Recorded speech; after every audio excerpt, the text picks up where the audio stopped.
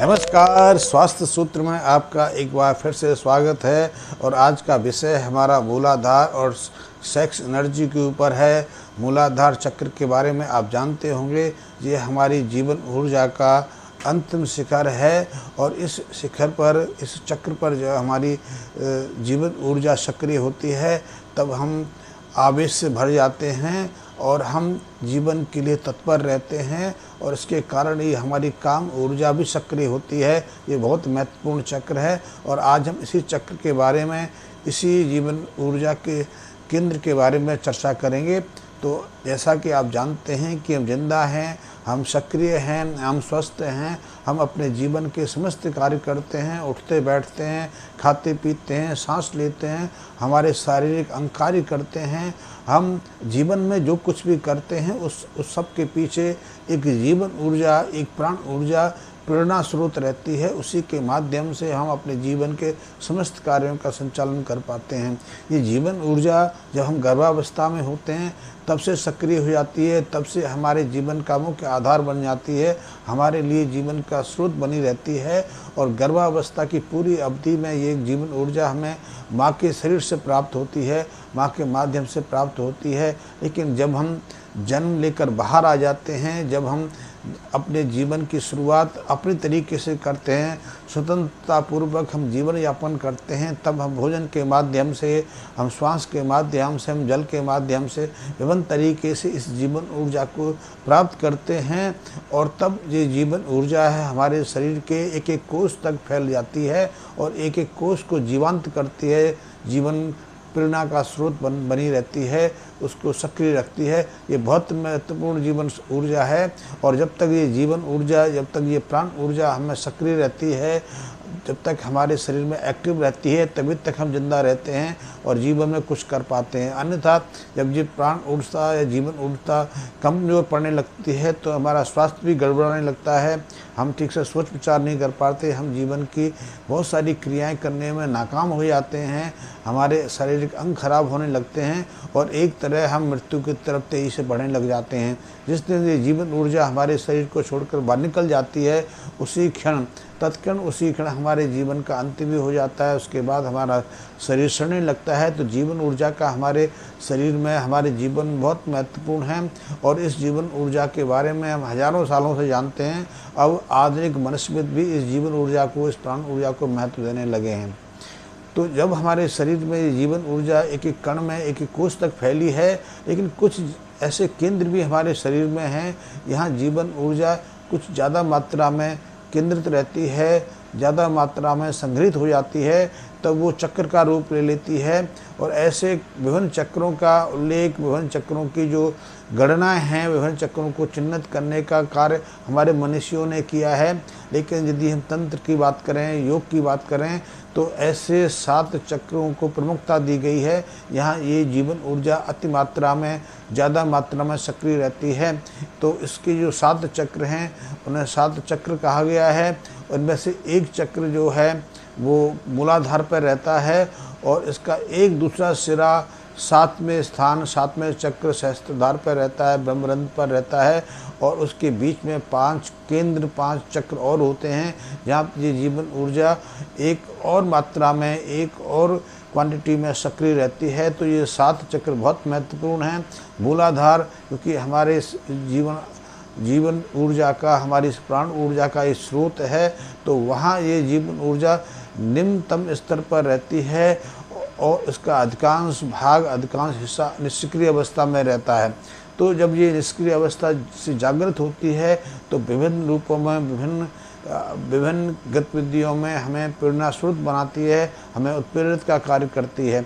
लेकिन मूलाधार की ऊर्जा है या अन्य चक्रों की जो ऊर्जा है वो उम्र के हिसाब से या कई और जो उत्प्रेरक हैं, जो स्टिमुलेंट्स हैं, जो इसको सक्रिय करने में मदद करते हैं, बहुत प्रेरणा स्रोत बनते हैं। जिसमें एक है उम्र के हिसाब से हमारे शरीर में बदलाव आना, दूसरा है भोजन, तीसरा है वातावरण, गंध या जो वहाँ का जो आसपास का जो प्राकृतिक सौंदर्य होता है, प्राकृतिक वातावरण होता है, जिस माहौल में हम पलते हैं, रहते हैं, उन सब का हमारे इन चेतना केंद्रों को जागृत करने में, इन जो जीवन ऊर्जा के जो केंद्र हैं, चक्र हैं, उनको सक्रिय करने में प्रमुख भूमिका रहती है। मूलाधार की ऊर्जा उम्र के हिसाब से जागृत होती है, और लेकिन इस ऊर्जा के साथ हम सिर्फ जीवन में स्वस्थ रह सकते हैं, अपनी आयु को पूर्णतः भोग पाते हैं, हम सारे कार्य वो कर पाते हैं जो पशु करता है। क्योंकि पशुओं के शरीर में भी सिर्फ मूलाधार की ऊर्जा सक्रिय रहती है, लेकिन वो संतुष्ट रहते हैं, सुखित रहते हैं, स्वस्थ रहते हैं, उन्हें किसी तरह की कमियां जीवन में नहीं आती हैं। क्योंकि जब उन्हें भूख लगता है तो वो अपने हिसाब से भोजन का चुनाव करके भोजन का सेवन कर लेते हैं, उसे ठीक से पचाते हैं। जब किसी जीव से उनको रक्षा करनी है तो सुरक्षा करने की क्षमता भी उनमें इस जीवन ऊर्जा की प्रेरणा से रहती है, तो वो अपना जितना संभव होता है सुरक्षा भी कर पाते हैं। वो वातावरण की हर परिस्थिति को, हर प्रतिकूल स्थिति को भांप लेते हैं, और उसके कारण उनमें छठवीं इंद्रिय भी सक्रिय होती है, जिससे कि वो कई ऐसी चीज़ों को भी भांप लेते हैं जिसको हमने विकासवाद के क्रम में गंवा दिया है, नष्ट कर लिया है। तो जीवन ऊर्जा के जो मूलाधार का केंद्र है बहुत महत्वपूर्ण है, क्योंकि इसके माध्यम से स्वस्थ तो रह सकते हैं, लेकिन हमारा मानसिक स्तर एक पशुतुल्य रहता है, पशु के स्तर पर रहता है। हम अपने जीवन में कुछ ज़्यादा खास ज़्यादा प्राप्त नहीं कर पाते हैं, हमारा जीवन स्तर भी सामान्य पशुतुल्य रहता है। जैसे एक पशु है, भोजन करता है, अपनी सुरक्षा करता है, अपनी संतान को जन्म देता है, और अब एक स्वस्थ जीवन जीकर एक पड़ाव पे आकर मृत्यु को प्राप्त होता है। वैसे हम भी कर सकते हैं, क्योंकि यदि हम मूलाधार की चक्र पर सक्रिय हैं तो हमारे लिए बीमार पड़ना भी मुश्किल हो जाता है। हम जीवन में अपने से हटके कुछ कर नहीं पाते हैं, क्योंकि हम तो वातावरण के या शरीर के या परिस्थितियों के नियंत्रण में रहते हैं, वो हमसे जो कराते हैं उसके माध्यम से रहते हैं। लेकिन यदि हम इस जो मूलाधार चक्र को सक्रिय कर लें, ऊर्जा को मूलाधार से ऊपर उठाएं, तो हमारे दूसरे चक्र भी सक्रिय होते हैं, और वो चक्र हमारे लिए प्रेरणा स्रोत बनते हैं। तो ये एक विस्मयकारी स्थिति बन जाती है। ये हमें शीर्ष शिखर पर भी ले जाती है, श्रेष्ठता के भी ले जाती है, हमें विश्वता प्रदान करती है। लेकिन ये दूषित हो जाए, यदि दूषित होने के बाद ये हमें पतन के रास्ते पे पहुंचा देती है, हमें विकृति की तरफ प्रेरित कर देती है। तो ये बहुत ज़रूरी है, एक विस्तृत विषय है, इस पर हम चर्चा करते रहेंगे। एक एक जो चक्र है उसके बारे में विस्तार पूर्वक जानने की कोशिश करेंगे। लेकिन आज का मेरा विषय है जो मूलाधार की जो चक्र है, मूलाधार की जो ऊर्जा है सक्रिय होती है, तब हम स्वस्थ जीवन जीते हैं, तब हम सकारात्मक जीवन जीते हैं, प्राकृतिक जीवन जीते हैं और प्रकृति के अनुसार चलते हैं। लेकिन जब इस मूलाधार की ऊर्जा को हम दूषित कर लेते हैं, जब हम प्रतिकूल वातावरण में रहते हैं या हमारे ऊपर प्रतिकूल वातावरण का असर होता है, तो ये दूषित हो जाती है, तब हम पतन के रास्ते भी बढ़ जाते हैं। पशुओं में ऐसा प्रभाव नहीं होता, लेकिन मनुष्य के साथ में ऐसा असंभव है, क्योंकि मनुष्य के पास एक बुद्धि है, मनुष्य के पास एक चिंतन की क्षमता है। तो इसके कारण उसके चिंतन को दूषित किया जा सकता है, उसकी बुद्धि को कुरूपित किया जा सकता है और उसे भटकाया जा सकता है। लेकिन पशु के साथ में ऐसा नहीं है। पशु एक प्राकृतिक जीवन जीते हैं, इसलिए उनके अंदर वो विषमताएँ, वो जो विसंगतियाँ होती हैं जो हमारे अंदर हैं, वो उन पशुओं में पैदा नहीं होती। इसलिए किसी पशु को अपने समलैंगिक व्यवहार करते हुए नहीं देखा, किसी पशु को अपने बलात्कार करते नहीं देखा, किसी की बिना किसी मतलब के अपने स्वजातीय की हत्या करते कभी नहीं देखा, गिरोह बनाते नहीं देखा। लेकिन मनुष्यों के साथ है, क्योंकि यहाँ ऐसे वातावरण हैं, ऐसी स्थितियाँ पैदा की जा सकती हैं कि हम किसी भी चक्र को दूषित कर सकते हैं, किसी भी दूषित को भटका सकते हैं। तो जैसे मैंने कहा कि यदि मूलाधार की सक्रियता के साथ में यदि आपके विचार दूषित हो जाएं, आपके वातावरण को बदल दिया जाए, वातावरण में दूषितता भर दी जाए, तो आपके विचार ही दूषित नहीं होते, आपकी जो मूलाधार की ऊर्जा है वो भी विषम हो जाती है, और आपका जो व्यवहार है, बर्ताव है, वो अप्राकृतिक बन जाता है, दूषित बन जाता है, वो आपके समाज से हट जाता है। तो आज हम यही देख रहे हैं, क्योंकि आज हमारे समाज में जो विकृतियाँ पैदा हो रही हैं, उसका कारण है कि हमने मूलाधार से जो उठने वाली ऊर्जा है उसके साथ में उसको दूषित करना भी शुरू कर दिया है। इसको हम सुधार सकते हैं। हम सुधारने के साथ में अपने परिवार और समाज को भी सुधार सकते हैं, लेकिन हमें विशेष प्रयास करने पड़ेंगे, क्योंकि आज का जो समाज है वो सिर्फ दूषित करने के लिए है, और उसके दूषित के कारण हम अपने समाज में जो कुरूपता, जो विघटनकारी स्थितियां देख रहे हैं, जो हमारे अंदर विघ्न पैदा हो रहे हैं, उसका एक ही मात्र कारण है कि हमने उन जो ऊर्जा के स्रोत हैं, जो जीवन ऊर्जा के जो भंडार हैं, केंद्र हैं, उनको दूषित करना शुरू कर दिया है। अन्यथा हर चक्र की एक अपनी ऊर्जा है। यदि चक्र की ऊर्जा समान रूप से जागृत हो, समान रूप से सक्रिय हो, तो किसी तरह के प्रतिकूल स्थितियां निर्मित नहीं होती हैं। लेकिन जब उस ऊर्जा स्रोत के साथ में विपरीत परिस्थितियां पैदा हो जाती हैं, दूषित हो जाती हैं, तो वहाँ विकृति पैदा हो जाती है। जैसे कि हम देखें कि हमारे अनाहत चक्र में, हृदय चक्र में प्रेम का वास रहता है। प्रेम बहुत महत्वपूर्ण है। हमने देखा है आज से कुछ वर्ष पहले भाई भाई का प्रेम देखा है, बहन भाई का प्रेम देखा है, माँ बाप का प्रेम देखा है, माँ का शिशु के साथ, बच्चे के साथ प्रेम देखा है।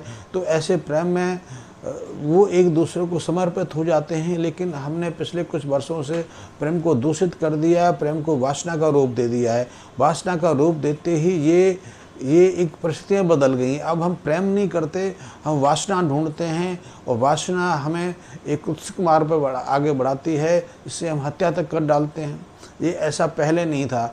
इसी तरह मूलाधार की जो ऊर्जा है हमें इतनी दूषित कर दी है कि सामान्यतः ये किसी को नपुंसक नहीं होने देती, संतान उत्पत्ति क्षमता देती है, स्वास्थ्य देती है, स्वास्थ्य को समान रखने की क्षमता प्रदान करती है। लेकिन पिछले कुछ वर्षों से, कुछ दशकों से हमने इस मूलाधार की ऊर्जा को दूषित करना शुरू कर दिया।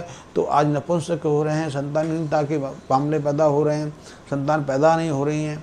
तो इसके कारण क्या है? कारण है कि हमने इस ऊर्जा को ही दूषित करना शुरू कर दिया। तो मूलाधार की ऊर्जा समान रूप से पैदा होती है, तो समय अनुसार हमें काम ऊर्जा का जोश आता है, काम ऊर्जा उत्तेजित होती है, हम काम वासना में सक्षम होते हैं। आपने किसी पशु को नपुंसक होते नहीं देखा हुआ, बांझ होते नहीं देखा हुआ, क्योंकि वो सामान्य जीवन ऊर्जा है। लेकिन मनुष्यों में तो आधी आबादी नपुंसकों की हो गई है। आधी आबादी में बच्चे पैदा नहीं हो पा रहे हैं, बच्चे गर्भ धारण नहीं कर पा रहे हैं। कारण क्या है? कारण यह है कि वो ऊर्जा को हमने असंतुलित कर दिया है, पूर्ण रूप से जागृत होने से रोक दिया है। तो हम इसको सुधार सकते हैं। एक विस्तृत विषय है, इस पर कई वीडियो में चर्चा करूंगा। लेकिन इस जो मूलाधार की ऊर्जा है हम सुधार सकते हैं, और सुधारेंगे तो हमारी जो काम ऊर्जा है, जो काम शक्ति है, वो प्रबल बनेगी, सामान्य होगी, और हम उतना सक्षम हो जाएंगे जितना कि हमारे पूर्वज होते थे। हम अपनी काम ऊर्जा को अपनी इच्छानुसार गति दे सकते हैं, इच्छानुसार समय तक बढ़ा सकते हैं, हम अपनी इच्छा से उसको नियंत्रित भी कर सकते हैं। तो उसके लिए हमें ये जो हमारे जीवन ऊर्जा है, जो प्राण ऊर्जा है, किसी और माध्यम से नियंत्रित नहीं होती, इससे दूषित हो सकती है। इसको हम मार्ग से भटका सकते हैं, लेकिन सही मार्ग पर चलाने के लिए हमारे पास तीन माध्यम हैं। पहला माध्यम है कि हम योग का अनुसरण करें, हम तंत्र का अनुसरण करें। तंत्र में ऐसी बहुत सारी क्रियाएं हैं, योग में भी बहुत सारी क्रियाएं। आपने सुना होगा एक वज्रोली क्रिया होती है जो वीर साधने के लिए होती है, काम शक्ति को नियंत्रित करने के लिए होती है। इससे हम अपनी जो काम शक्ति है स्वेच्छापूर्वक घंटों तक साध सकते हैं। ऐसे पहले प्रयोग होते थे, आज भी हो सकते हैं। तो तंत्र में ऐसे बहुत सारे प्रयोग हैं, योग में बहुत सारे प्रयोग हैं, और इससे हम अपनी जो मूलाधार की ऊर्जा को अपने नियंत्रण में स्थापित कर सकते हैं। तो ये एक विस्तृत विषय है, इसके बारे में विस्तार पूर्वक चर्चा करूँगा। तो आप मेरे से जुड़े रहिए और मेरे को सब्सक्राइब करिए। आपको अतिरिक्त सूचना चाहिए तो मैं PDF जो मैंने कई किताबें इसके ऊपर लिखी हैं, कई मटेरियल मैंने इसके बारे में पहले से कई मेरे पास ऐसे उपलब्ध हैं। यदि आप चाहेंगे तो वो मटेरियल भी दे दूंगा। और मूलाधार को आप साधते हैं तो अपने भोजन को शुद्ध कर सकते हैं, भोजन को संतुलित कर सकते हैं। कई ऐसी दिव्य औषधियाँ भी हैं, कई रसायन हैं जो प्रकृति ने हमको उपलब्ध कराए हैं, उनका सेवन कर सकते हैं। हम योग का मार्ग अपना सकते हैं, हम ध्यान का मार्ग अपना सकते हैं। कि योग और ध्यान हमारे लिए सहज है, तंत्र भी सहज है। लेकिन तंत्र जो आज प्रचलित है, जिसके बारे में हम ज़्यादा जानते हैं, वो तंत्र का मार्ग नहीं है। वो तंत्र में ओझागिरी है, वो तंत्र में वो एक दूषित व्यापार है। वो तंत्र का वास्तविक मार्ग नहीं, तंत्र का मार्ग है रूपांतरण का। योग का मार्ग है रूपांतरण। युग तंत्र का मार्ग रूपांतरण तो है, लेकिन आज की परिस्थितियों में हम उसको साध नहीं सकते। योग का मार्ग ऐसा है, उसको हम घर में भी साध सकते हैं, अपने ऑफिस में भी साध सकते हैं, यहाँ भी हम रहते हैं, चाहे गांव में रहें, देहात में रहें, पहाड़ पर रहें, नदी के किनारे रहें, कहीं भी रहें, इनको हम सहजता से साध सकते हैं। तो ये वैज्ञानिक पद्धतियाँ हैं, इनको वैज्ञानिक पद्धति से सुव्यवस्थित किया गया है। इनका अनुसरण करके हम अपने चक्रों को साध सकते हैं, मूलाधार से लेकर सहस्त्रार चक्र तक को साध सकते हैं, और अपने में उतने ऐसे परिवर्तन कर सकते हैं, और हम उतने क्षमतावान बन सकते हैं। तो ये विस्तृत विषय है, मैं इस पर चर्चा फिर भी करूँगा, और आज मैं इस वीडियो को यही विश्राम दे रहा हूँ। इसका शेष जो भाग है मैं अगले वीडियो में दूंगा। आपको मेरा वीडियो पसंद आया हुआ तो सब्सक्राइब करें, आपने जो मित्र हैं, आपके जो जानने वाले हैं, उन तक शेयर करें, और इस विषय को हम आगे फिर करेंगे। धन्यवाद।